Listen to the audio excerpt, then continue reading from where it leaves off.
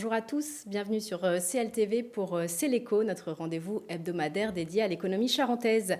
Nous accueillons aujourd'hui en plateau Éric Laroche. Bonjour. Bonjour. Vous êtes membre du CIP, le Centre d'information de prévention des difficultés des entreprises, de GPA, le groupement de prévention agréé, et vous êtes également coordinateur dans l'association 60 000 rebonds qui accompagne, elle, les entrepreneurs post-liquidation. Alors ça fait beaucoup de casquettes ça, vous êtes un hyperactif. Non. Enfin, je sais pas. Je vis pas comme ça en tout cas. Mais- Alors, je commence par une question un petit peu difficile. Comment vont aujourd'hui les chefs et chefs d'entreprise dans leur ensemble, de votre point de vue? Alors, si on prend les statistiques aussi bien du département que de la nation, euh, il y a une entreprise, ça naît, ça se développe et ça meurt, comme les hommes. Et il n'y a pas plus de mortalité d'entreprise aujourd'hui qu'en 2019. Alors effectivement, il y en a plus en ce moment par rapport à l'année dernière, mais l'année dernière, toutes les entreprises étaient aidées avec les activités Covid. Donc il est nécessaire que de temps en temps, des entreprises soient mises en liquidation. Donc il n'y en a pas plus qu'en 2019. Et, je crois que l'économie va plutôt pas mal. D'ailleurs, la preuve, c'est que tous les chefs d'entreprise cherchent des salariés. Et après ça, il y a des entrepreneurs qui allaient déjà pas bien avant et qui continuent à ne pas aller bien. Alors, pour bien comprendre d'où vous parlez, racontez-nous un petit peu votre parcours. Pourquoi cet engagement auprès des chefs d'entreprise? Le hasard. Rien n'est hasard. Alors, alors d'abord, j'ai un engagement personnel pour rendre service et aider les autres. Je fais partie de Club Service. Et, ensuite, il se trouve que j'avais envie depuis déjà 1994, je crois, de devenir juge au tribunal de commerce. Et quand j'ai vendu mon entreprise, juste un peu avant, j'ai eu la possibilité de le faire. Donc j'ai eu une expérience qui a été courte, 2 ans. Et au bout de 2 ans, j'ai voulu aider les entreprises avant qu'elles n'aillent au tribunal de commerce. Parce que quand elles vont au tribunal, bien sûr, c'est un moyen de les aider. Mais si on peut avant, c'est mieux. Alors, on va détailler un petit peu, si vous le voulez, tous ces dispositifs. Il y en a beaucoup. Le CIP, le GPA, l'APESA, l'association 60 000 rebonds, on les connaît pour certains. Mais expliquez-nous un petit peu quels sont leurs champs d'intervention respectifs. Alors, le premier, ça a été le CIP, parce que ça existe depuis une bonne dizaine d'années. Je crois 2011 même, en Charente. Et ça a été monté par les avocats et les experts comptables et le tribunal de commerce. En fait, c'est un expert comptable, un avocat et un ancien juge, donc 3 experts, un expert du chiffre, un expert du droit et un expert de la procédure, qui orientent le chef d'entreprise quand il vient en difficulté. Alors c'est tous les 2e mardis de chaque mois, ça se passe à la chambre de commerce, et nous recevons, enfin ceux qui interviennent, puisqu'on est nombreux, interviennent pour aider pendant au moins 1 heure le chef d'entreprise qui vient se confier dans un premier temps et puis qui ensuite a des orientations. Alors ensuite, le GPA. Alors, l'inconvénient du CIP, c'est que c'est une seule fois, un seul rendez-vous, il ne peut pas y avoir de continuité. D'accord. Or, souvent, on a affaire à des chefs d'entreprise, de petites entreprises, qui sont ravis des informations qui leur sont données, mais qui ne savent pas les mettre en œuvre. Et donc, l'idée avec le GPA, où ce ne sont pas des experts, enfin il peut y avoir des experts, mais ce sont surtout des chefs d'entreprise à la retraite pour éviter tout conflit d'intérêts. Et ce sont des chefs d'entreprise qui accompagnent l'entrepreneur pendant plus longtemps. Et donc ça vient en complément du CIP. Quelquefois, le chef d'entreprise a été informé du GPA, il vient d'abord au GPA, et on peut l'emmener vers le CIP, ou l'inverse. Et il y a aussi APESA et l'association 60 000 rebonds. Alors APESA. Alors APESA, ça n'a rien à voir, enfin, c'est complémentaire. C'est aide psychologique aux entrepreneurs en souffrance aiguë. Ok, donc là, ça parle Ça d'elle-même. a été monté par le greffier du tribunal de Saintes et un psychologue, dans l'objectif d'aider le chef d'entreprise qui s'effondre quand il est au tribunal. Parce que ça nous arrive régulièrement. Donc ça, c'est un dispositif un peu inédit en Charente, Charente-Maritime? Non, c'est pas inédit, ça existe en Charente depuis 2015, je crois. Il se trouve que j'ai fait connaissance d'APESA quand j'ai été juge au tribunal et j'ai continué au niveau du CIP puisque la prise en charge des chefs d'entreprise en difficulté est gratuite. Mais le psychologue, il faut qu'il soit payé. Donc entre les deux, il faut trouver un moyen de financement. Oui. Et c'est le CIP qui s'en occupe. D'accord. Donc tout ça est lié. Et enfin, l'association 60 000 rebonds qui intervient, elle, pour les entrepreneurs qui ont connu une liquidation. Oui. Alors ça, c'est après. C'est alors quelquefois, c'est le chef d'entreprise qui décide tout seul qu'il en a marre, qu'il veut l'arrêter. Et donc à ce moment-là, il demande la mise en liquidation de son entreprise. Il faut savoir que c'est l'entreprise qui est mise en liquidation. Et voilà. Et donc derrière, l'homme, il a besoin de rebondir. Donc c'est un accompagnement sur le long terme, hein, c'est souvent plus... En fait, 60 000 rebonds, ça dure... il y a 2 étapes. Il y a une étape avec un coach, et l'entrepreneur en rebond a 7 séances prises en charge, bénévoles bien sûr, par le coach, et le chef d'entreprise est suivi pendant 2 ans par un, qui est un cadre ou un chef d'entreprise en activité et qui vient aider le dirigeant à retrouver soit une activité salariée, soit une activité en créant une société ou en reprenant une société s'il peut encore le faire. Alors, est-ce que ce sont des chiffres, ces chefs d'entreprise qui connaissent des difficultés, qui progressent selon vous?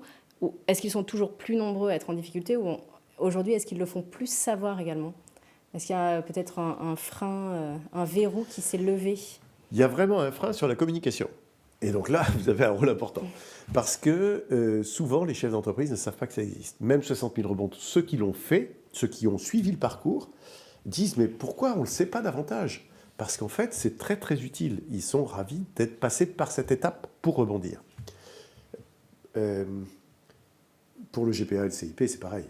Il n'y a pas assez d'informations où le chef d'entreprise qui voit sa trésorerie qui diminue, qui est à découvert au début par intermittence et puis est systématiquement à découvert, il ne prend pas le soin, il s'enferme.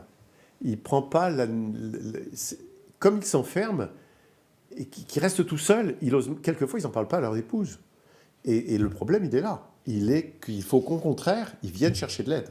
La CCI, la Chambre des métiers, le tribunal, parce que le président du tribunal de commerce reçoit en prévention, le GPA, le CIP sont là pour permettre aux chefs d'entreprise de s'ouvrir, d'être en lien avec, de parler avec les autres pour d'abord se décharger d'une charge, parce que d'être seul et d'avoir des ennuis, c'est une charge, et ensuite pour trouver des solutions, parce que les autres peuvent en avoir.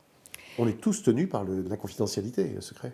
Oui, ça c'est important. Comment s'articulent vos actions en complément de celles du tribunal de commerce, justement, parce qu'on le rappelle, les entreprises en difficulté, vous le disiez, peuvent trouver auprès du tribunal de commerce plusieurs leviers d'action pour amorcer leur relance, avec les mandats ad hoc, conciliation, sauvegarde, voire redressement judiciaire. Comment vous vous situez? Vous travaillez quelque part en parallèle, en fait, un petit peu? En complément.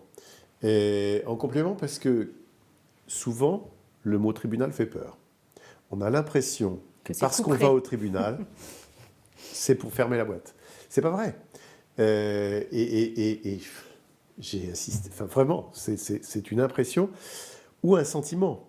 Alors qu'il y a des tas de solutions qui peuvent être apportées. Alors évidemment, quand on va au tribunal, c'est pas simple. Parce que la loi, elle a fixé des règles et que les juges qui sont des bénévoles, qui sont des chefs d'entreprise et qui sont des bénévoles, ils doivent suivre les règles fixées par le code. Mais il y a tellement... Nous aussi, nous sommes fixés par le code et par les règles, dans le GPA et dans le CIP. Mais la seule chose, c'est qu'on a une autre possibilité. On est des chefs d'entreprise et donc on a une vision de développement commercial, d'analyse des marges, de réorganisation éventuellement de l'entreprise, tout ça, on peut l'aborder avec le chef d'entreprise. En prévention, quand on est au tribunal, ce n'est pas le rôle du tribunal de le faire. Alors, est-ce que plus que tout autre public, selon vous, les chefs d'entreprise sont réticents à parler de leurs difficultés parce que ce sont des leaders, qu'ils sont à la tête d'une équipe? Il y a peut-être une forme de honte, peut-être pour certains, à laisser entrevoir une faiblesse sur un passage à vide, alors que c'est totalement humain, on a tous nos passages à vide. Oui, je ne sais pas si c'est la honte.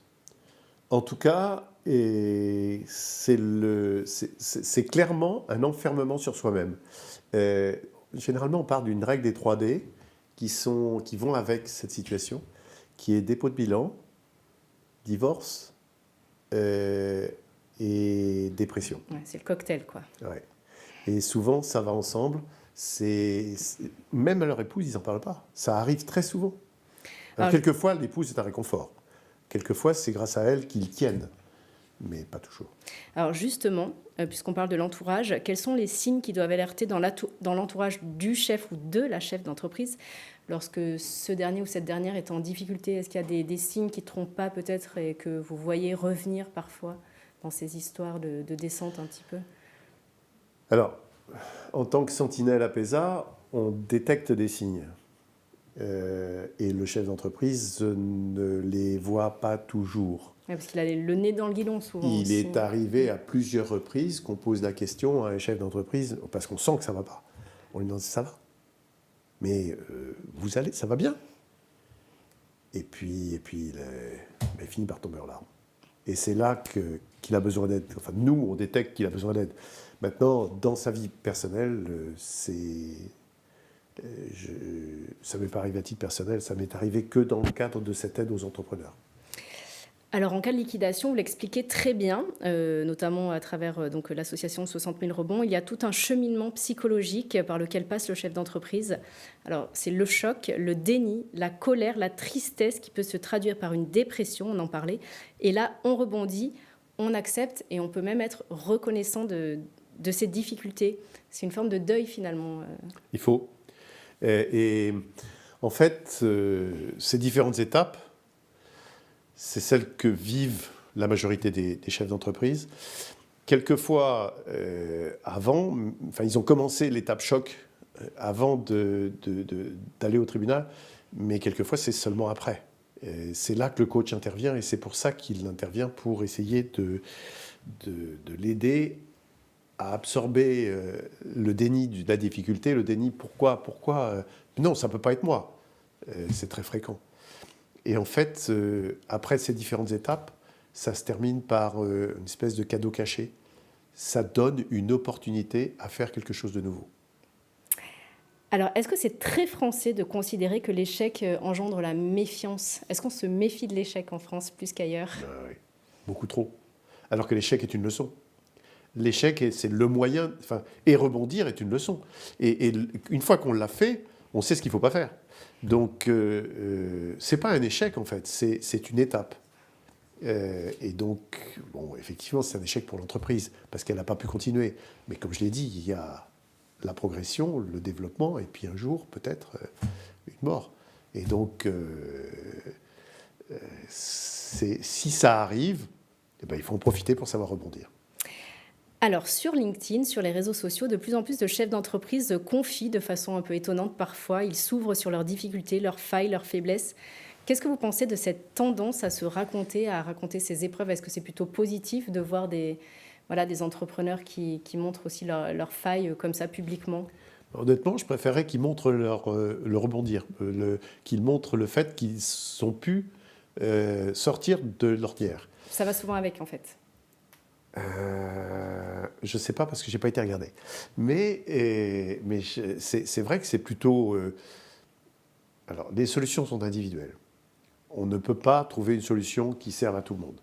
Mais, l'objectif, c'est se redresser, c'est se relever, c'est renaître pour lui. Alors, avant de se quitter, je vous propose de jeter un œil à la page Entreprendre du jour.